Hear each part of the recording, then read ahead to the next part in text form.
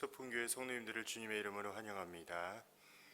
우리 모두 지난 일주일을 돌아보며 은혜로우신 하나님 아버지께 우리의 죄를 고백하는 시간을 갖겠습니다. 주님.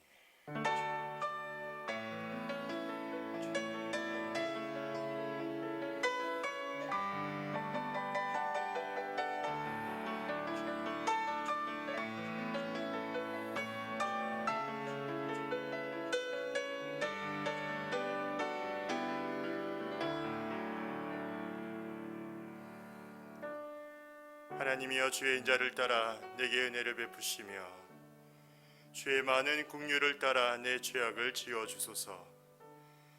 나의 죄악을 말갛게 씻으시며 나의 죄를 깨끗이 제하소서.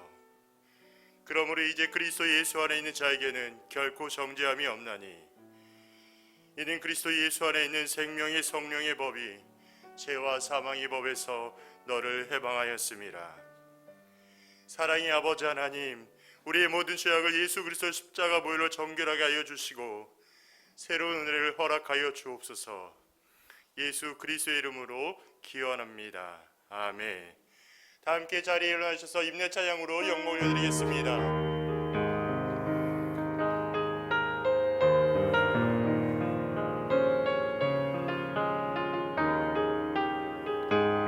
하늘의 문을 여소서, 하늘의 문을 여소서, 이곳을 주목하소서. 주를 향한 노래가 꺼지지 않으니 하늘을 열고 보소서. 이곳에 임재하소서. 주님을 기다립니다. 기도의 향기가 하늘에 닿으니 주여 임재하여 주소서. 이곳에 오셔서 이곳에 앉으소서. 이곳에서 드리는 예배를 받으소서. 주님의 이름이 주님의 이름만이 오직 주의 이름만 이곳에 있습니다. 이곳에 오셔서 이곳에 앉으소서. 이곳에서 드리는 예배를 받으소서. 주님의 이름이 주님의 이름만이 오직 주의 이름만 이곳에 있습니다.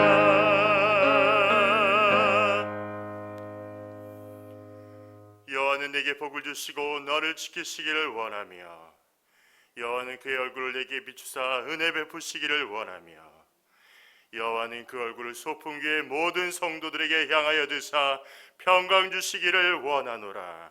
아멘.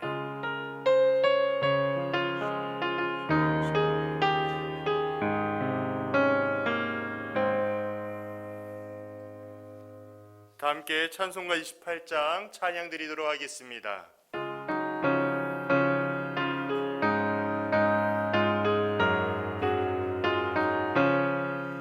복의 근원 강림하사 찬송하게 하소서. 한량 없이 자비하신 증량할 길 없도다. 천사들의 찬송가로 나를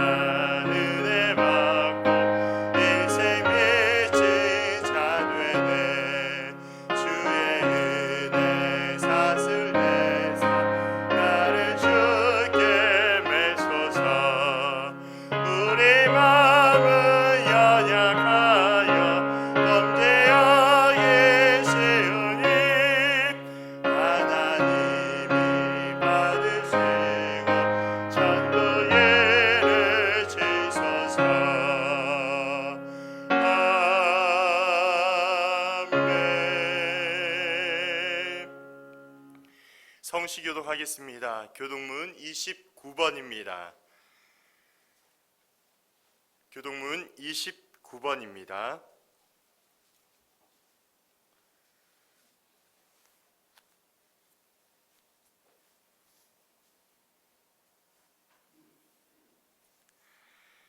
하나님이여, 찬송이 시온에서 주를 기다려오며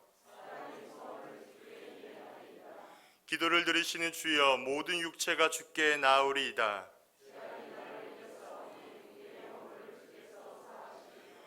주께서 택하시고 가까이 오게 하사 우리가 주의 집 곧 주의 성전의 아름다움으로 만족하리이다. 하나님의 강에 물이 가득하게 하시고 초장은 양떼로 옷 입었고 골짜기는 곡식으로 덮였음에 그들이 다 즐거이 외치고 또 노래하나이다. 아멘. 다 함께 사도신경으로 우리의 신앙을 고백하겠습니다.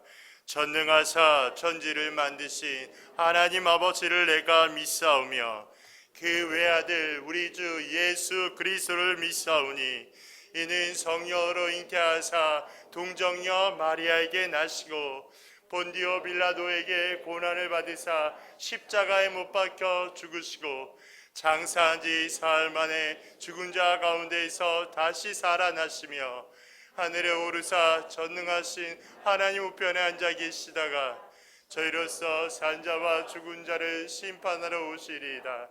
성령을 믿사오며 거룩한 공예와 성도와 서로 교통하는 것과 죄를 사하여 주시는 것과 몸이 다시 사는 것과 영원히 사는 것을 믿사옵나이다. 아멘. 다 함께 자리에 앉으셔서 찬송가 191장 찬양 드리도록 하겠습니다.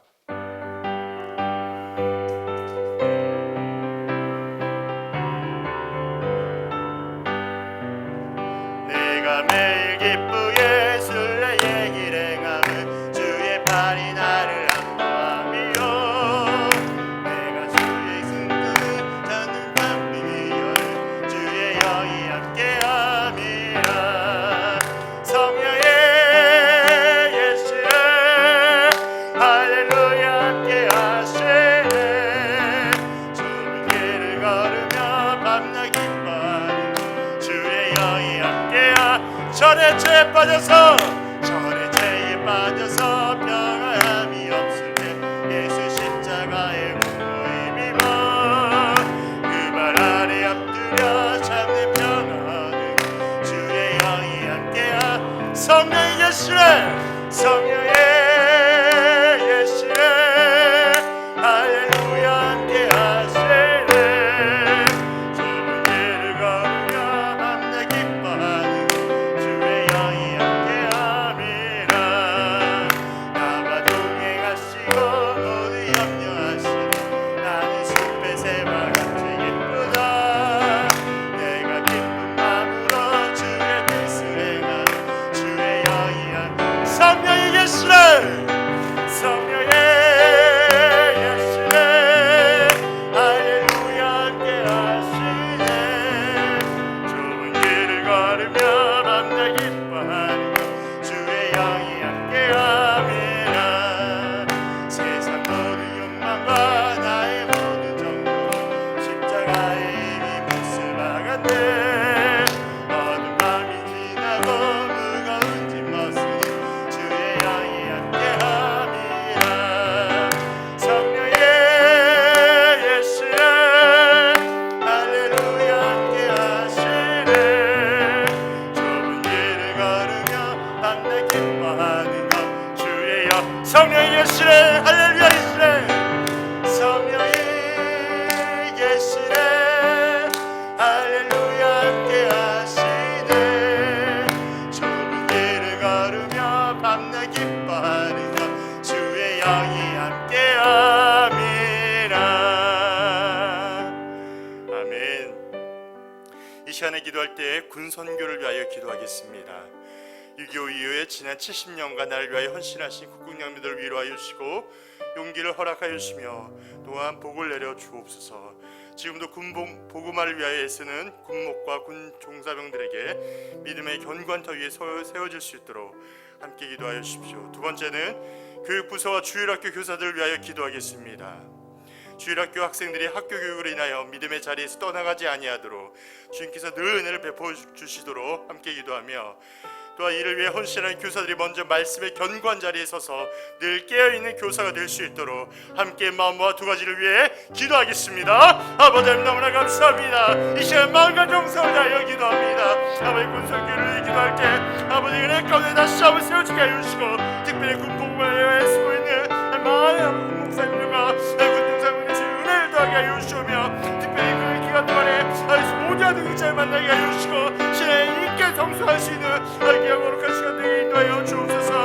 아버지 하나님 교육부서 주일학교 교회를 기도합니다. 아버지 우리 아이들이 믿음의 자리에 떠나가지 않도록 아버지 은혜 가운데 있게 하여 주시며, 이를 어시하고 이것을 먼저 말씀 가운데 견고한 자리에 서줄 수 있도록 인도하여 주시고, 아버지 또 어려운 때에서 이렇게 살아갈 수 있도록 아버지 인도하여 주시기 기도합니다.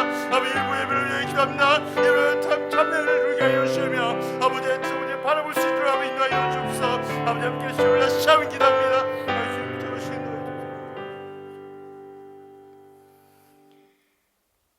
하나님 너무나 감사합니다. 죄악된 우리를 예수 그리스도의 십자가 보혈로 정결하게 해주시고 우리의 영원한 중보자 되신 예수님의 이름만을 찬양과 경배드립니다. 아버지 하나님, 유교 이후에 70년간 이 나라를 붙드신 아버지 하나님께서 우리 국군 장병들을 위로하여 주시고 용기 주시고 복을 내려 주옵소서. 특별히 군 복음화를 위하여 애쓰시는 군 목사님들과 군사병들에게 아버지 믿음의 견고한 터 위에 세워지게 하여 주시오며, 우리의 자녀들이 또한 군생활 가운데 소중한 동역자들을 만나서 신앙의 인격이 세워질 수 있는 은혜를 허락하여 주옵소서. 주님, 교육부서와 주일학교 또한 선생님들을 위해 기도합니다.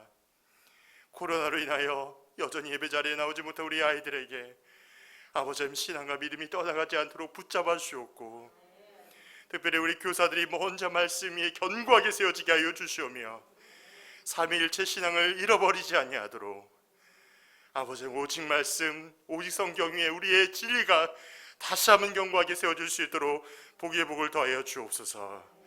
아버지 하나님, 이제 더욱더 우리가 예배와 말씀 가운데 집중하며 나아갑니다. 성령님 이 예배를 붙잡아 주옵고 하나님의 영광 가운데 온전한 예배가 될 수 있도록 인도하여 주옵소서. 살아 역사하시고 부활하신 예수님의 이름으로 기도하옵나이다. 아멘.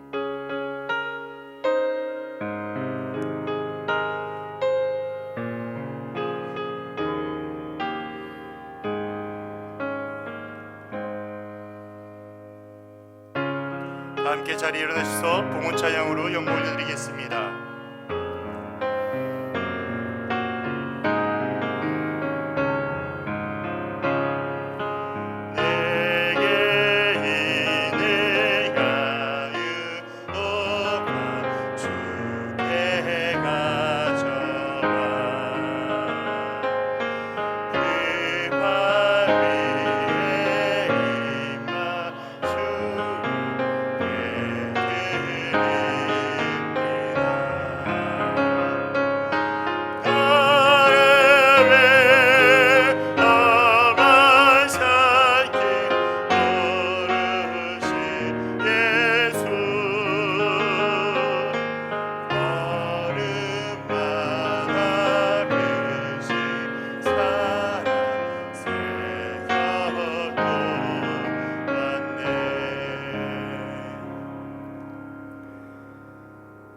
하나님, 예배 자리에 나올 때 그냥 나오지 않게 하여 주시고 구별하여 귀한 예물 드릴 수 있는 은혜를 허락하여 주심에 감사합니다.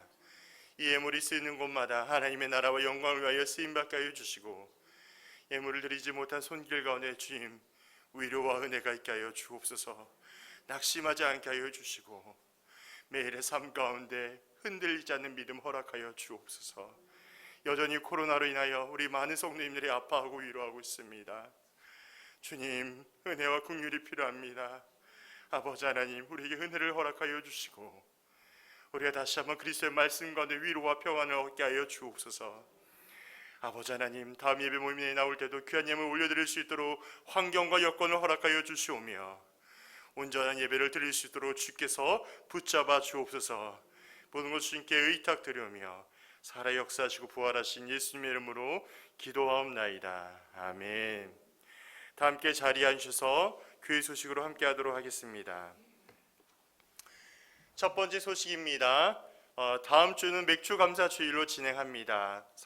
상반기 동안 우리에게 주신 하나님의 은혜를 기억하며 맥주 감사 주일로 지키는 우리 모두가 되기를 소망합니다. 두 번째는 온라인 사랑방 모임이 시작되었습니다. 코로나로 인하여서 중단되었던 소그룹과 사랑방 모임을 온라인 비대면 모임으로 시작하고자 합니다. 날짜는 7월부터 시작되고요.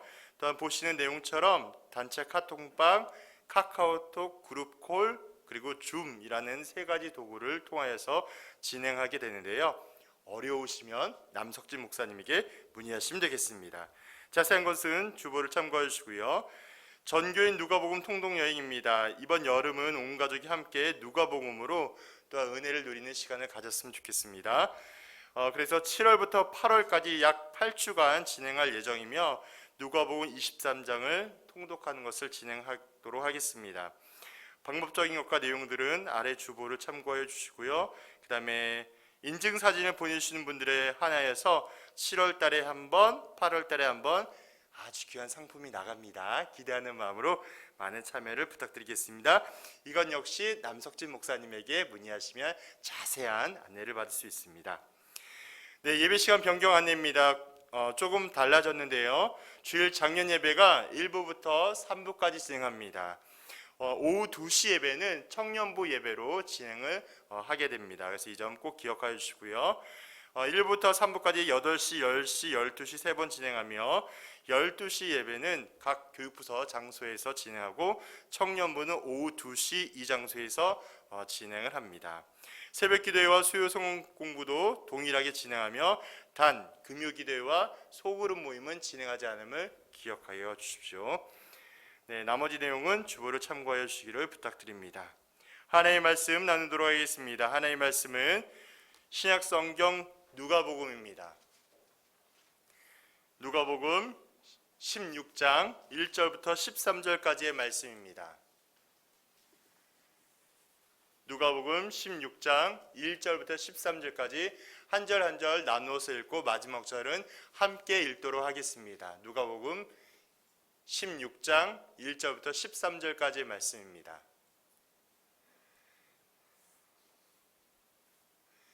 제가 먼저 읽겠습니다. 또한 제자들에게 이르시되 어떤 부자에게 청지기가 있는데 그가 주인의 소유를 낭비한다는 말이 그 주인에게 들린지라.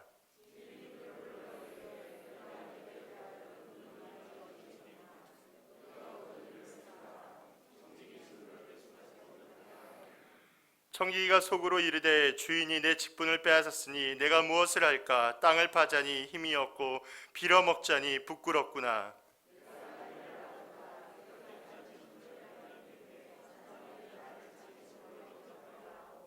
주인에게 빚진 자를 일일이 불러다가 먼저 온 자에게 이르되 내가 내 주인에게 얼마나 빚졌느냐.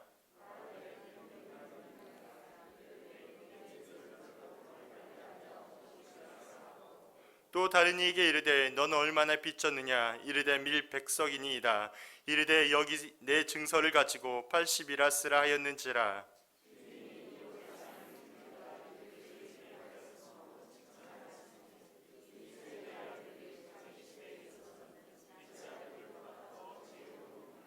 내가 너에게 말하노니 불의의 재물로 친구를 사기라. 그리하면 그 재물이 없어질 때에 그들이 너희를 영주할 처소로 영접하리라.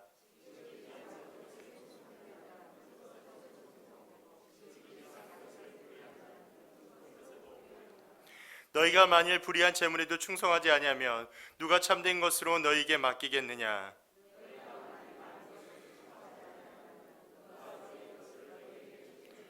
함께합니다. 집 하인이 두 주인을 섬길 수 없나니 혹 이를 미워하고 저를 사랑하거나 혹 이를 중히 여기고 저를 경히 여길 것임이니라.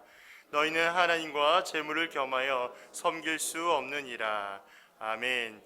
이 시간에 김대영 목사님께서 나와서 말씀 나누실 때 큰 은혜 누리시기를 바랍니다.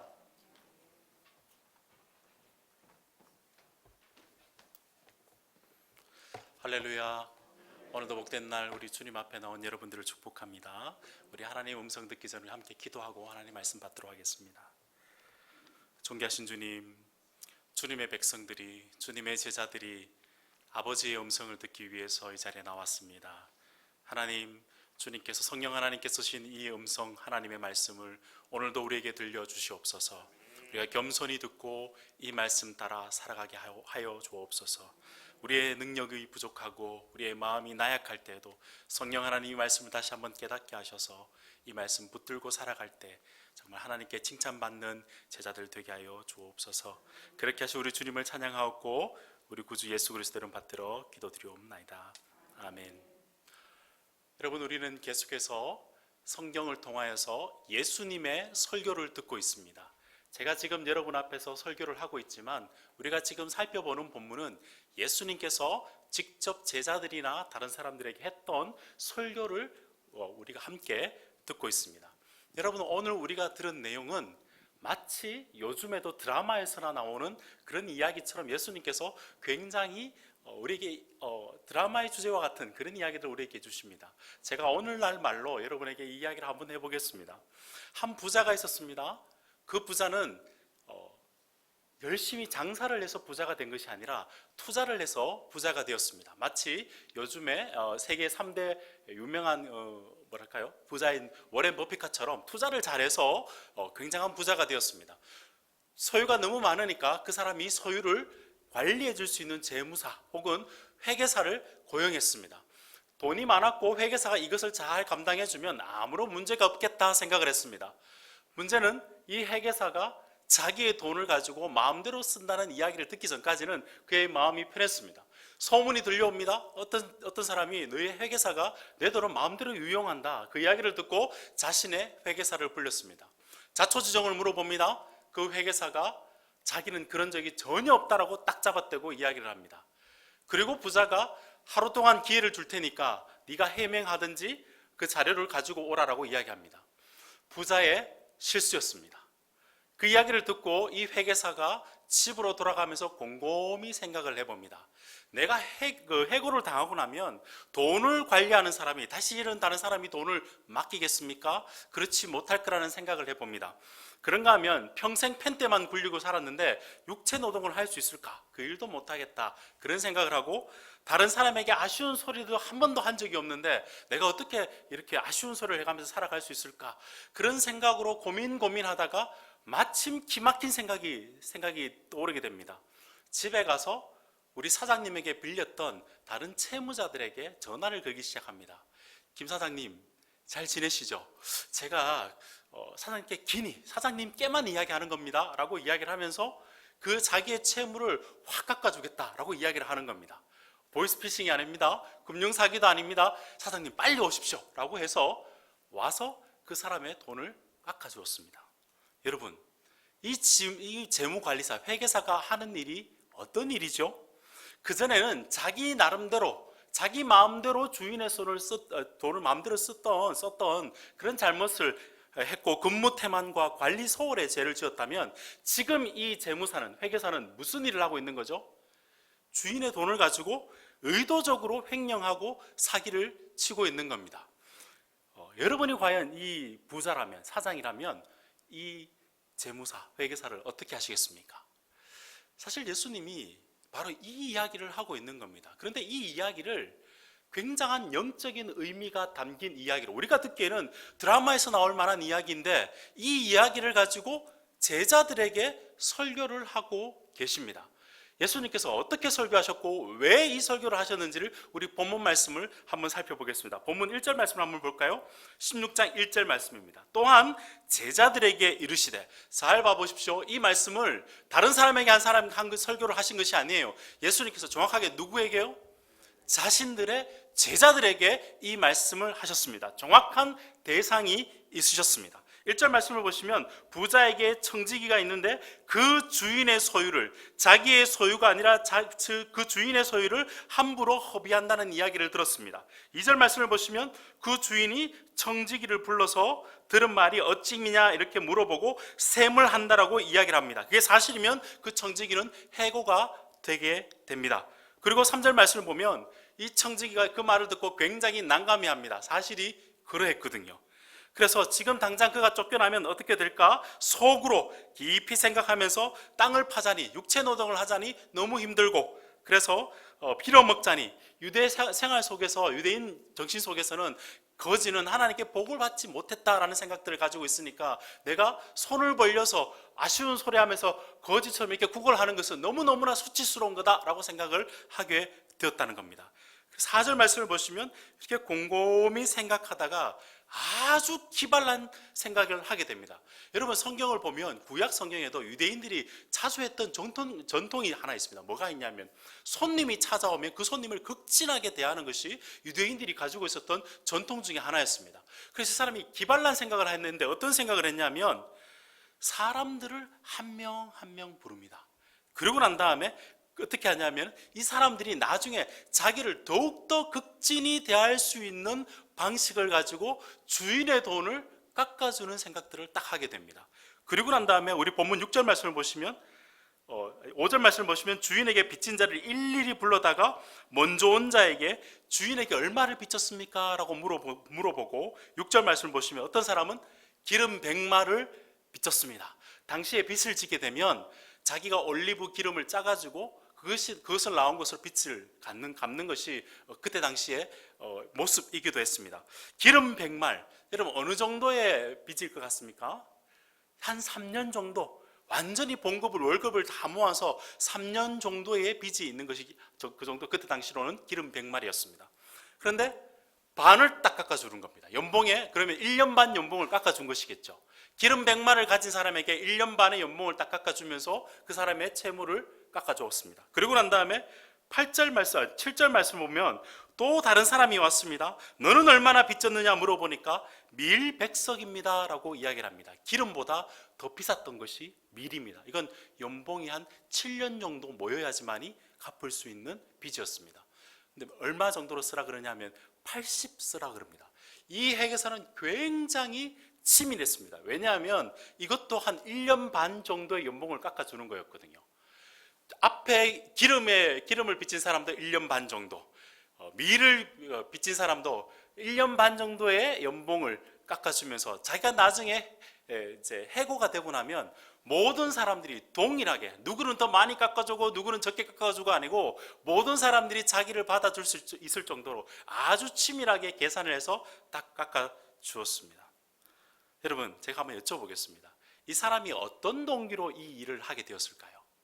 주인을 생각해서 이 일을 한 것입니까?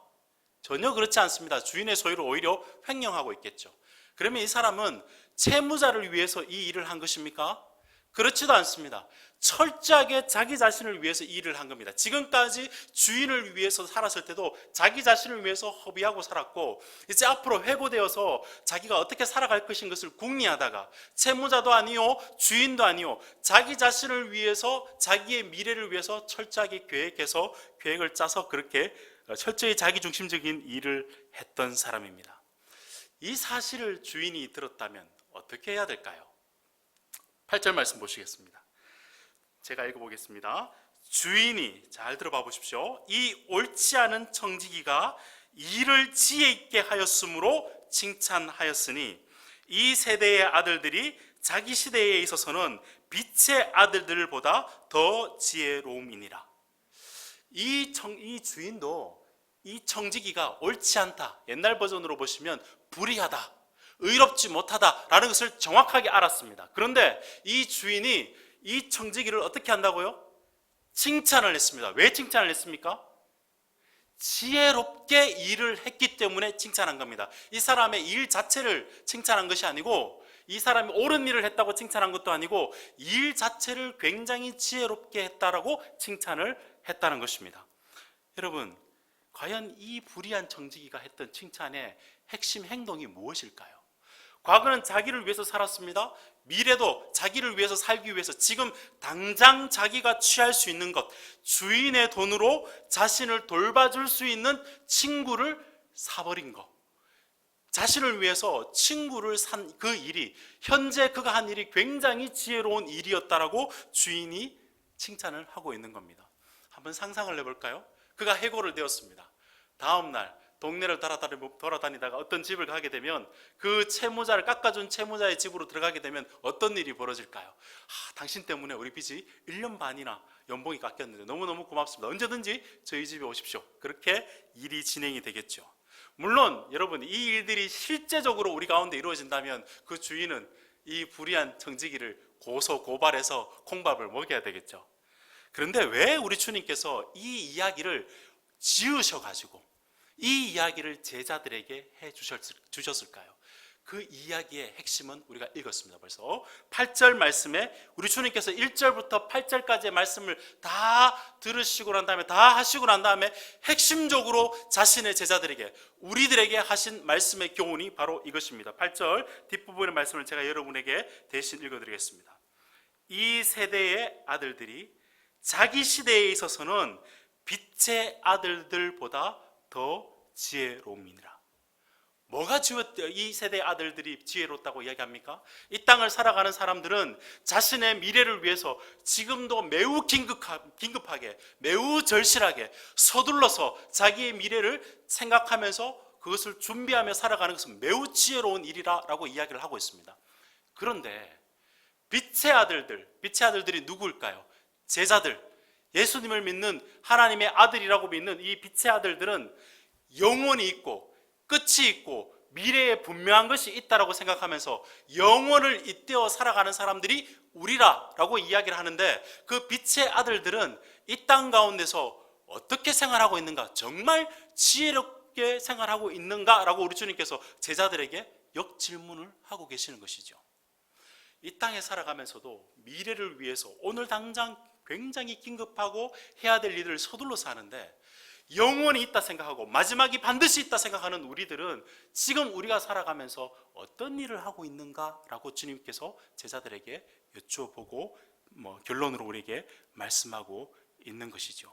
만일 이 땅에서 앞으로 일어날 일에 대한 불의한 청지기만큼 우리가 영혼에 대한 관심을 두고 있고 마지막에 대한 관심을 가지고 있다면 지금 우리가 해야 될 일은 무엇일까? 주님께서 물어보고 계십니다. 이 불의한 청지기가 이 땅에서 자신의 미래를 위해서 매우 지혜롭게 행동한 것처럼 이 땅을 살아가는 우리가 미래를 위해서, 확실한 미래를 위해서 지금 너희가 긴급하게 그리고 서둘러서 우리의 마음을 다해서 지금 하고 있는 일은 무엇인가? 라고 우리에게 주님께서 여쭤보고 계시는 것입니다. 여러분, 투자에는 정석이 있죠. 기본이 있죠. 내가 조금 투자해서 앞으로 미래에 더 많은 것을 남기는 것이 투자의 기본입니다. 그래서 조금 투자해서 나중에 많이 남겨서 우리가 함께 누리고 아이들에게도 좋은 재산을 많은 재산을 남겨주고, 이건 기본적인 투자의 정석입니다. 그것을 거부할 사람, 그것을 잘못된 투자라고 이야기할 사람은 아무도 없을 겁니다. 그런데 여러분, 문제가 있습니다. 그것이 이 땅 가운데서 그것이 끝이라면 그 투자는 괜찮습니다. 그러나 이 땅이 끝이 아니고 그 이후의 삶이 있다고 생각이 된다면 거기까지만 투자하는 것은 잘못된 투자라 생각할 수 있겠죠. 그건 지혜로운 투자가 아닙니다. 죽음이 끝이고 그것이 마지막이고 이 땅이 마지막이라면 그것이 지혜로운 투자일지 모르겠지만, 우리는 이 땅이 끝이 아니라 영원한 삶이 있다면 지금 이 땅에만 투자하고 있는 것은 결코 지혜롭지도 않고 현명하지도 않다라고 우리 주님께서 우리에게 말씀하고 있는 것이죠. 그래서 우리 주님께서 이 말씀을 가지고 제자들에게 하신 단도직입적인 명령이, 다른 군더더기가 없이 바로 우리에게 하신 명령이 하나가 있습니다. 바로 9절의 말씀입니다. 우리 9절 말씀 우리 함께 읽어보겠습니다. 9절 말씀입니다. 시작. 내가 너희에게 말하노니 불의의 재물로 친구를 사기라. 그리하면 그 재물이 없어질 때에 그들이 너희를 영주할 처소에 영접하리라. 여러분, 우리 주님께서 이 모든 이야기를 하시고 난 다음에 정말 지혜로운 투자가 무엇인가 설명을 하시고 난 다음에 제자들에게, 자신의 백성들에게, 너희에게, 오늘을 살아가고 있는 우리에게 불의의 재물로 친구를 사기라. 다른 이야기 없습니다. 정확하게 그냥 주님께서 우리에게 하신 명령입니다. 불의의 재물로, 이 땅의 재물로 친구를 사기라. 영원히 우리를 맞이할 수 있는 친구를 사기라. 이것이 주님께서 제자들에게 한 명령이었습니다. 혹시 여러분 이 말씀을 들으면서 좀 마음이 불편하시지는 않습니까?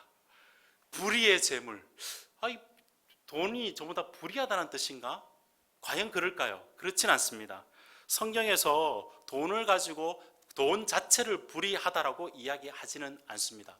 만약에 돈 자체가 불의하고 잘못된 것이라면 부자들은 더 나쁜 사람이어야 되겠죠.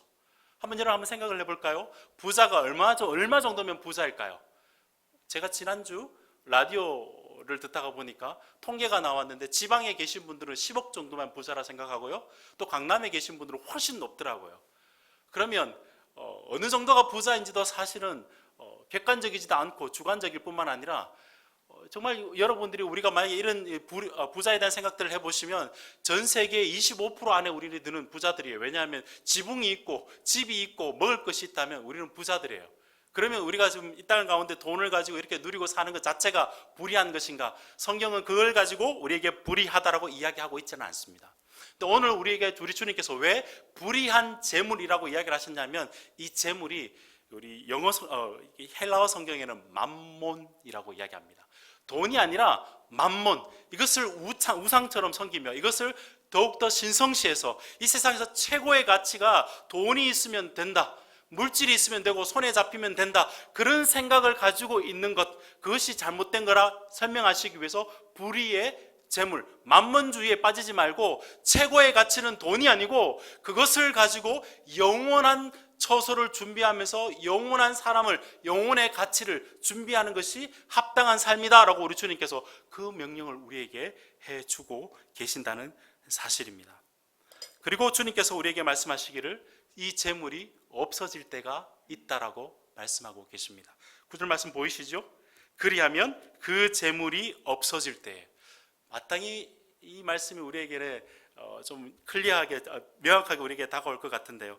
여러분, 재물이 없어질 때, 우리가 살면서도 없어질 때를 경험하게 되지만 엄밀하게 따진다면 우리가 태어나기 전에 그리고 우리가 죽게 된다면 이 재물이 우리에게 아무런 최고의 우선 가치가 되진 않겠죠.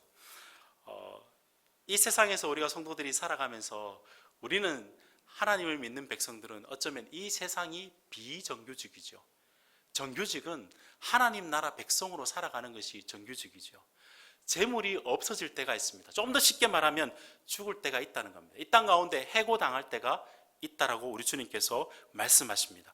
그러니까 그 재물이 없어질 때가 있으니까 지금 너희가 가지고 있는 것으로 해고당할 때를 생각해서 영혼을 준비하라라고 우리 주님께서 말씀하고 계시고, 그렇게 준비하게 될 때 영원한 곳에서 우리가 친구를 살던 그 친구가 우리를 영접하게 될 것이다, 우리 주님께서 우리에게 그렇게 말씀하고 계신다는 겁니다. 사실 여러분, 이 말씀 그대로 얼마나 우리의 친구들이 우리를 받아줄지, 말씀 문자 그대로 우리가 지금 전도했던, 우리가 영혼에 투자했던 그 사람들이 우리를 다 받아줄 거다, 그 말씀을 하고 계시는 건지, 혹은 학자들은 하나님을 대신해서 친구라고 이야기하고 있다, 어떻게 될지는 저는 정확하게는 잘 모르겠습니다. 그러나 이 말씀에 의지해서 명확한 것은 하나 있습니다. 그게 뭐냐면 하나님께서 주신 이 땅의 재물을 가지고 영혼을 준비하며 사는 것과 그렇지 않는 것에는 반드시 차이가 있다는 사실은 이 말씀을 통해서 주님께서 분명하게 우리에게 말씀하고 있다는 겁니다. 제가 인천을 올 때마다 생각나는 곳은 사실은 김포공항입니다. 이제 외국에 유학을 갈 때도 그렇고 외국에 나갈 때 반드시 하는 것이 환전이죠. 이곳에서 쓰던 돈은 미국 가서 쓰지 못하죠. 환전을 하겠죠. 우리 주님께서 불의한 재물로 친구를 사귀라라는 이야기는 이 땅에서 우리가 굉장히 중요하게 쓰는 이 내용들이 나중에 천국 가면 환전하지 않으면 안 되는데, 그 내용이 영혼을 사고 영혼을 준비해서 영혼에 투자했던 것으로 완전히 가치가 바뀐다는 사실을, 이 두 개를 가지고 우리에게 지금 주님께서 명령하고 있다는 사실입니다. 여러분, 주중에 제가 이 말씀을 준비하면서 굉장히 부담스러웠습니다. 여러분의 담임 목사님도 아니고 코로나 때문에 세계가 이렇게 어렵고 경제적으로 이렇게 어려운데 왜 하필이면 이 말씀을 가지고, 재물을 가지고 영혼을 준비하라, 이런 좀 부담스러운 말씀을 전하게 될까? 앞으로 이제 이렇게 공격적인 말씀을 전하게 되면 교회 올 때 저한테 인사도 안 하시고 그렇지 않을까? 그런 생각을 하다가 문득 이런 생각을 해봤습니다. 여러분, 코로나 사태로 일어난 것, 우리 가운데 경제적으로 힘이 들고 어려운 거 맞습니다. 그러나 코로나 사태로 우리에게 선명하게 새겨지는 하나의 영적인 진리가 있습니다. 그게 뭘까요?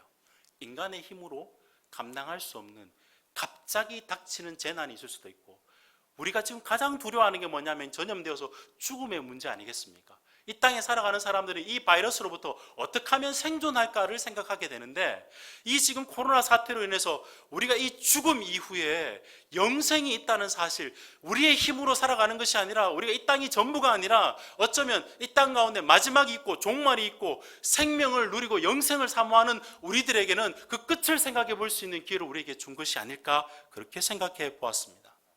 이 땅을 살아가면서 우리가 생활할 때 최고의 가치는 행복일 수도 있습니다. 끝이 없고 그 다음에 생활이 없다면, 생이 없다면 어떤 면에서는 행복이 최고의 가치일 수도 있겠죠. 그러나 이 땅에서 죽음이 있다면 행복이 아니라 내가 이 땅에서 살아가는 진정한 의미가 무엇인지를 생각하도록 하는 것이 지금 어쩌면 우리가 코로나 사태를 살아가면서 생각해 봐야 되는 문제가 아닐까요?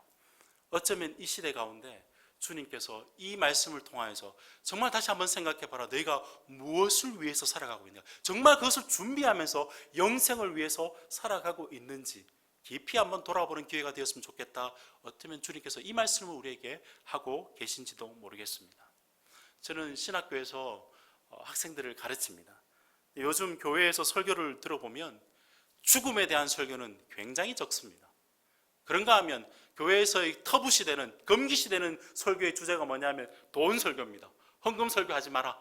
그런 이야기 많이 들었습니다.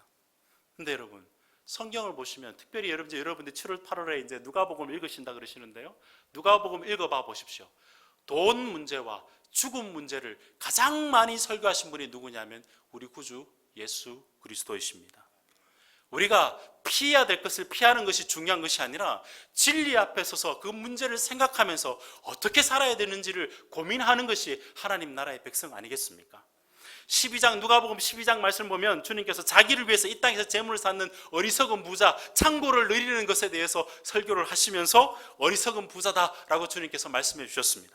16장 말씀을 보시면 부자와 나사로 비유, 죽고 난 다음에 완전히 역전되는 이야기가 등장합니다. 18장 말씀을 보면 부자 권은이 어떻게 하면 영생을 얻습니까? 그러니까 주님께서 네가 가지고 있는 소유를 어려운 사람에게 베풀어라 이야기하면서 고민하고 돌아간 부자 권은의 이야기가 있습니다. 19장 보면 여러분 영생을 받은 사람, 구원받은 사람이 이 땅에 제물로 섬기는 모습으로 나오는 삭개오 이야기 여러분 기억나시죠? 예수님은 계속해서 돈 이야기와 영생 이야기, 죽음 이야기를, 삶과 죽음 이야기를 함께 묶어서 우리에게 설교하고 계십니다.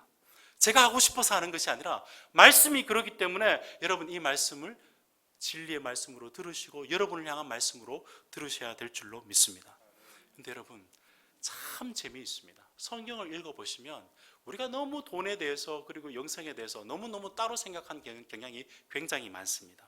성경을 읽어보면요, 우리가 신앙이 좋아서 신앙이 있기 때문에 부자가 된다는 번영신학에 대해서는 성경에 1절 이야기하지 않습니다.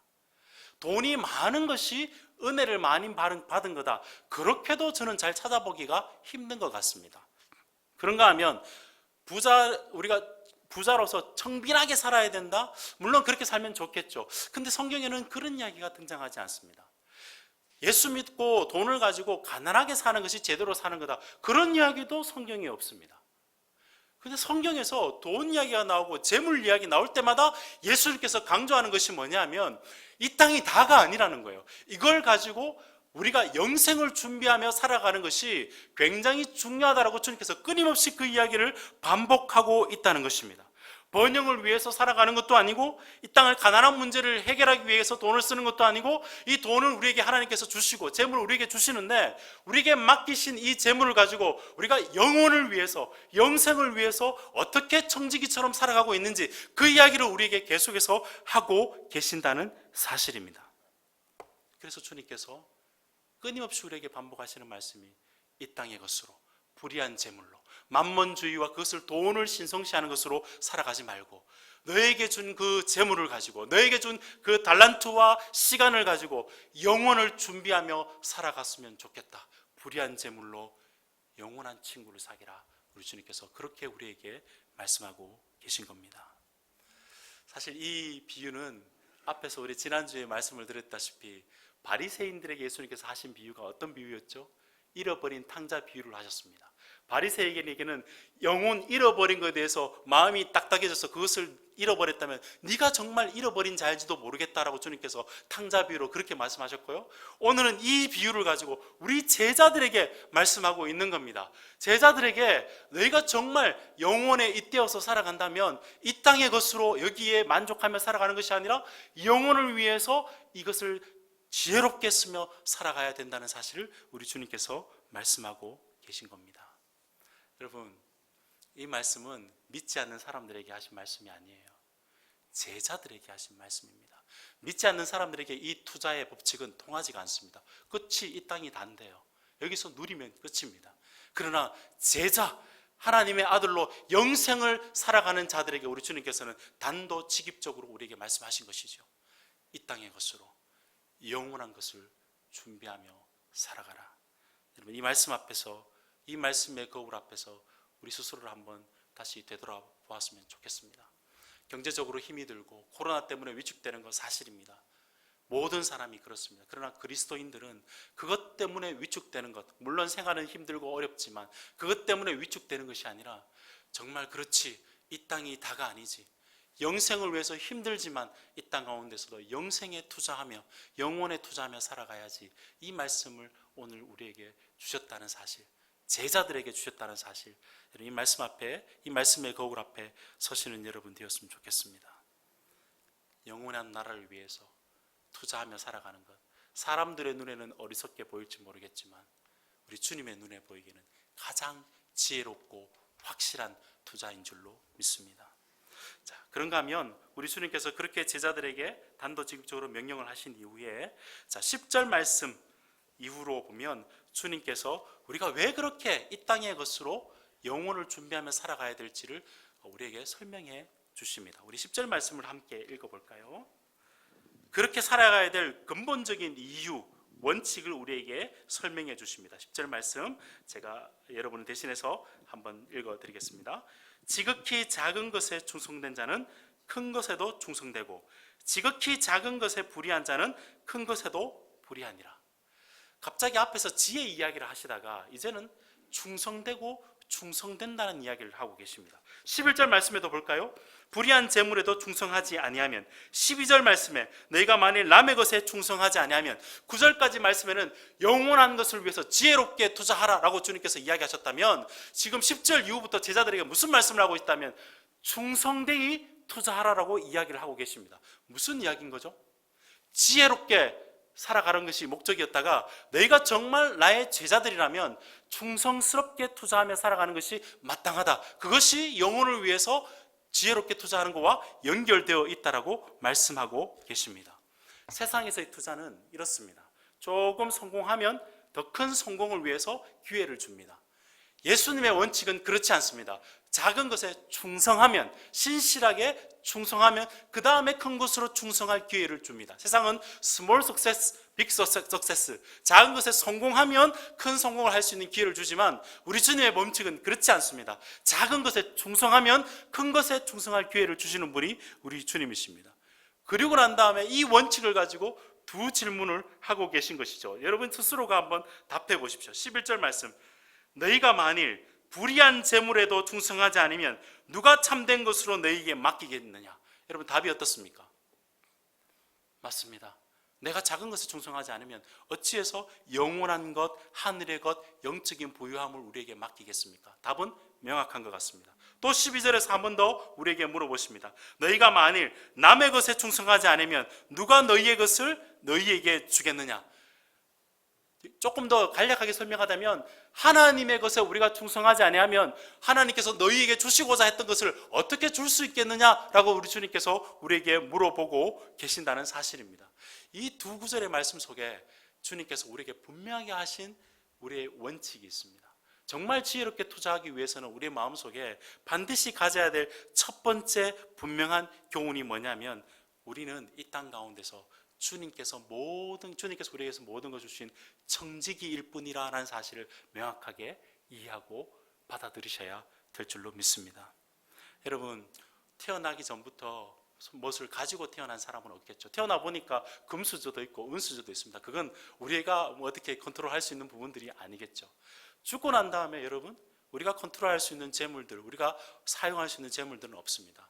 참 재미있죠. 사람들은 오기 전에 자기 것이 아니었고 죽고 난 다음에 자기 것이 아닌데 지금 살아가면서 가지고 있는 모든 것들은 자기 마음대로 쓸 수 있다라고 생각하며 살아가는 것이 우리 인간들의 생각입니다. 그러나 주님께서는 그렇게 말씀하지 아니하고 모든 것이 너에게 맡겨진 것인데 그렇다면 그것을 가지고 충성되이 생활하는 것이 마땅한 바가 아니겠느냐 우리에게 말씀하고 계신다는 것입니다. 한 번은 제가 고등학교 친구를 만난 적이 있습니다. 한 4, 5년 전인 것 같습니다. 이 친구는 고등학교 때 공부를 굉장히 잘해서 지금은 한국에서 유명한 회계법인의 지금 상무를 하고 있는 것 같아요. 만났습니다. 목사를 하고 있다니까 불쌍한 눈으로 저를 보면서 막 이야기를 하다가 사는 이야기 나왔습니다. 아이들 어떻게 생활하느냐, 학원은 다니느냐, 막 그러다가 어디에 사느냐, 제가 용인에 산다 그러니까 용인 뭐 이렇게 이야기가 주고 갔습니다. 그래서 저는 그 친구에게 어디 사느냐 그러니까 좋은 데 산다 그러더라고요. 전세가 10억이라 그러더라고요. 그래서 여러분 놀라지도 않으신데 저는 그때 깜짝 놀랐습니다. 그래서 어떻게 해서 그렇게 돈을 벌게 되었냐라고 제가 물어보니까 자기는 다른 사람하고 조금 다르대요. 다른 사람은 투자를 할 때 자기 것을 가지고 투자를 하는데 자기는 투자 전문가이기 때문에 결코 자기 돈을 쓰지 않는답니다. 다른 사람들이 돈을 가지고 여기 투자하면 될 이것을 알기 때문에 다른 사람의 돈을 가지고 써가지고 지금까지 부자가 되었다는 거예요. 그래서 제 마음속에 너는 회계사나 해라. 나는 목사 해야 되겠다. 그런 생각하고 돌아왔습니다. 돌아오면서 그 친구가 한 말이 일리가 있다는 생각을 했습니다. 무슨 뜻일까요? 우리가 살아가면서 내 것을 가지고 살아간다 생각하지만 사실은 다 하나님께서 주신 것을 가지고 우리가 살아가는데 그것을 이 땅 가운데서 충성되이 여기면서 주님께서 주신 것을 가지고 특별히 하나님 나라를 위해서 살아간다고 하는 우리가 그것을 충성되이 신실하게 관리하며 쓰며 살아가는 것이 우리의 마땅한 바가 아닐까 그렇게 생각해 보았습니다. 성경 말씀을 보시면 이 옳지 않는 청지기는 옳지 않지만 지혜롭게 자기의 삶을 투자했습니다. 우리 주님께서는 뭐라고 말씀하고 계시냐면 너희가 지혜롭게 투자를 하되 너희는 충성되이 투자해야 된다고 말씀하고 계십니다. 옳지 않게 살아서 투자하는 것이 아니라 충성된 자로 하나님께서 우리에게 주신 것들을 가지고 충성되이 그러나 미래를 위해서 지혜롭게 투자해야 된다고 우리 주님께서 말씀하고 계신 것입니다. 그리고 우리 주님께서 이 말씀을 통해서 분명하게 우리에게 말씀하고 있는 것은 우리가 이 땅을 살아가고 있지만 영혼을 살아가는 자들이라는 것을 꼭 기억해라. 그래야 너희가 지혜롭게 미래를 위해서 투자할 수 있다고 말씀하고 계신 겁니다. 제가 이 소풍교회로 와서 자리에 앉아서 지금 담임 목사님의 서재를 제가 대신 이제 빼앗아서 거기서 사용하고 있는데 뒤에를 보니까 너무 좋은 문구가 있더라고요. 우리네 인생, 나그네 인생. 여러분 그렇죠. 우리가 지금 이 땅 가운데 살아가고 있지만 우리의 본향은 아버님이 계시는 그것이 우리의 본향이지 않겠습니까? 이 땅을 살아가면서 이 땅에서 호텔에 살 수도 있고 모텔에 살 수도 있고 여인숙에 살 수도 있습니다. 그러나 여러분 이 땅을 살아가면서 여행을 하면서 그 호텔을 아름답게 가꾸거나 여인숙을 아름답게 가꾸면서 살아가는 것은 결코 지혜롭지도 않고 결코 바람직하지도 않습니다. 주님께서 우리에게 말씀하시는 것은 네가 정말 영혼을 살아간다면 이 땅 가운데 하나님께서 우리에게 주신 것으로 지혜롭고 충성되게 써서 정말 우리가 본향에 돌아갔을 때 그곳에서 주님께서 맡기신 분복에 따라서 아름답게 영혼에 우리 함께 거할 성도들과 함께 거기에 영혼에 투자하며 살아가는 것이 마땅하지 않겠느냐 그렇게 우리에게 말씀하고 계시는 겁니다. 신앙생활 할 때 가장 어떤 면에서는 신앙생활에 가장 쉽게 하는 신앙생활의 법칙이 있다면 원칙이 있다면 끝에서부터 생각해 보는 겁니다. 내가 만약에 끝에 주님을 뵌다면 지금 내가 무엇을 해야 될까? 내가 주님을 만나게 될 때 이 일들이 어떻게 영향을 주게 될까? 끝에서 신앙생활하는 사람들이 아주 신앙생활을 바르게 할 수 있는 겁니다. 나그네 길을 가면서 잠시 지는 이곳에서 안주하면서 더 많은 소유로 자기 자신을 화려하게 만들기 위해서 투자하는 것보다는 영원한 본향에서 잃어버리지 않고 날마다 거기 들어갈 그 집을 생각하면서 지혜롭게 투자하며 나에게 맡기신 일로 충성되이 투자하는 여러분들 되었으면 좋겠습니다. 주님께서 그 말씀을 하시고 13절에 마지막 결론처럼 우리에게 주시는 말씀이 13절의 말씀입니다. 제가 여러분을 대신해서 말씀을 읽어드리겠습니다. 집 하인이 충성된 청직이겠죠. 두 주인을 섬길 수 없나니 혹 이를 미워하고 저를 사랑하거나 혹 이를 중히 여기고 저를 경히 여길 것입니다. 우리 이 뒤에 말씀을 함께 읽어볼까요? 너희는 하나님과 재물을 겸하여 섬길 수 없느니라. 오늘날 많은 그리스도인들이 이 땅 가운데 먹방 문화, 자기 자신을 채우는 문화 속에 살아가고 있다가 예수 그리스도를 믿는 것들도 영적 소비재로 살아가는 사람들이 많습니다. 살아서는 부자처럼 살고 싶고 죽어서는 나사로처럼 되고 싶어 생각하는 그 내용이 우리의 신앙생활일 때가 굉장히 많습니다. 우리 주님께서는 이 말씀을 통해서 정확하게 답해라. 하나님과 재물을 겸하여 섬길 수 없느니라. 이 땅에 있는 것을 우상시해서 생활하는 것이 아니라 영원한 하나님 나라에서 하나님 백성과 함께 지내는 것, 그것을 생각하며 선택하며 살아가라. 그것이 지혜로운 것이다. 그것이 충성된 것이다. 주님께서 말씀하고 계십니다. 이 말씀에 의지해서 시간은 많이 갔지만 한 가지 제가 여러분에게 적용의 말씀을 하겠습니다. 저도 이 말씀을 붙들고 전들 돈 가지고 고민하고 재물 가지고 왜 고민하지 않겠습니까? 저는 경기도에서 나온 재난기금을 받았습니다. 83만 원이나 받았습니다. 86만 원이나 받았습니다. 자녀들도 있고 해서. 그리고 난 다음에 이 말씀을 전하면서 제가 재난기금을 어디에 썼는지를 쭉 살펴봤습니다. 다 먹는 거, 가끔 책 좀 사보고 또 먹는 거. 근데 우리 아이가 아이 자랑하는 건 아닙니다. 국제 유엔기금 3만 원, 초록 물고기 재단 3만 원. 우리 아이 집이 3명이 있거든요. 그 다음에 컴패션 3만 원. 부모보다 아빠보다 아이들이 더 길게 투자하고 더 바르게 투자하는구나 깨닫게 되었습니다. 우리는 말로 신앙생활 하는 것이 아니라 지갑으로, 삶으로 우리의 신앙을 증명하며 살아가는 것입니다. 정말 이 말씀이 주님께서 제자들을 향한, 우리를 향한 말씀이라면 여러분 정말 주님 붙들고, 정말 우리 주님이 우리의 인생의 모델이라면 주님께서 하신 이 명령의 말씀 붙들고 우리가 지금 가지고 있는 것, 많고 적고 투자라는 이야기가 아닙니다. 이 땅에 있는 것을 우상시 여기지 말고 영원한 것을 위해서 지혜롭게 충성되게 투자할 수 있는 여러분들이 되었으면 좋겠습니다.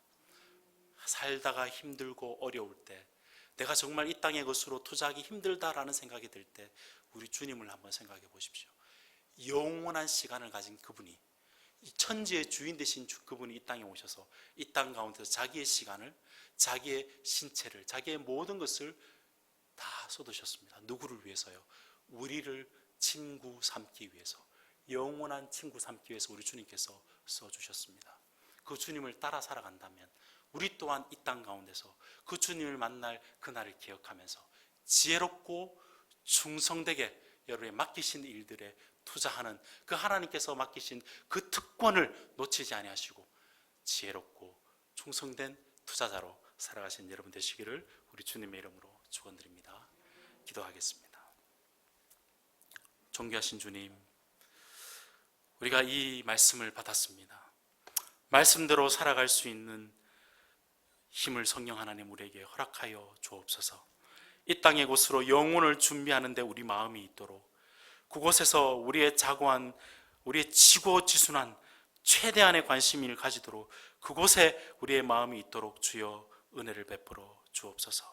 그래서 우리의 이 땅의 삶의 즐거움과 누림으로만 살아가는 것이 아니라 영원한 생명을 위해서 살아가는 저희들 되게 하여 주옵소서. 이 제자된 특권과 영광을 더욱 알아가며 삶으로 주님을 따라가는 저희들 되게 하여 주옵소서. 이 모든 말씀 우리 구주 예수 그리스도 이름 받들어 축복하며 기도드리옵나이다. 아멘. 오늘 주신 말씀을 생각하며 다 함께 일어나셔서 331장 찬양하겠습니다.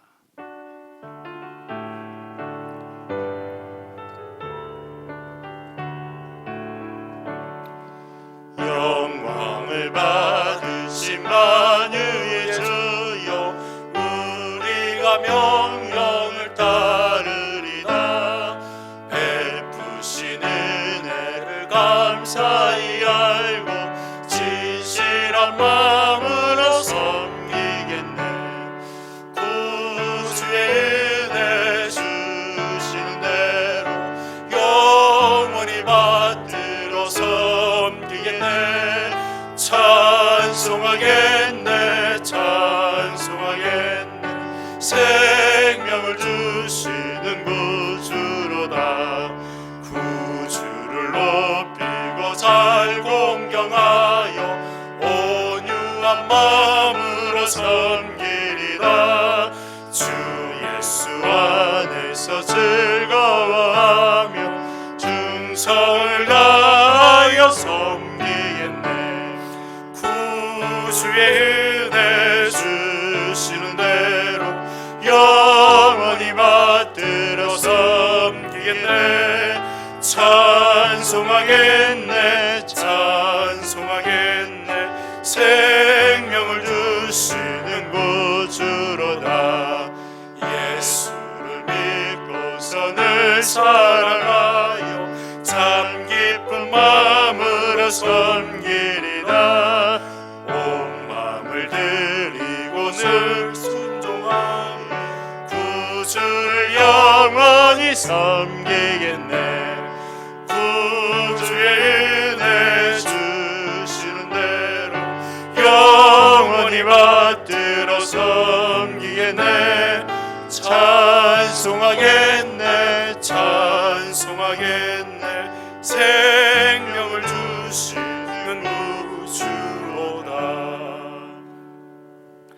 이제는 주님의 손 붙잡고 영원한 평온한 마음으로 세상으로 나아가십시오. 하나님의 공의와 사랑을 이루시고 선한 인의 용기를 내시며 악을 악으로 갚지 마십시오. 항상 약한 자를 돕고 우는 자를 돌아보며 고난당한 이웃을 위로하십시오. 주님을 사랑하여 주님께 봉사하듯 모든 사람을 존중하고 섬기십시오. 모든 일을 믿음과 사랑으로 행하며 어떤 일에도 소망을 잃지 마십시오. 거룩하신 성령님께 순종하여서 기쁨과 감사의 생활을 회복하십시오. 우리의 영원한 주인 되시고 본향의 아버지이신 하나님께서 항상 여러분과 함께 하실 것입니다. 이제는 우리 구주 예수 그리스도의 크신 은혜와 하나님 아버지의 다함없는 사랑과 성령님의 위로 충만 교통 역사하심이 영원에 잇대어 살아가면서 우리에게 지금 주신 것으로 영원한 것에 지혜롭고 충성되게 투자하며 살아가기로 다짐하는 이 자리에 나와 예배하는 모든 성도들 머리 위에, 그 가정 위에 지금으로부터 영원토록 함께 있을지어다. 아멘.